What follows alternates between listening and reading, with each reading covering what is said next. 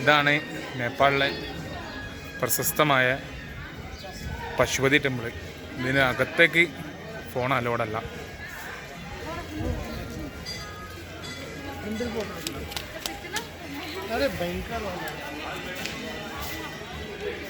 Pashupati temple.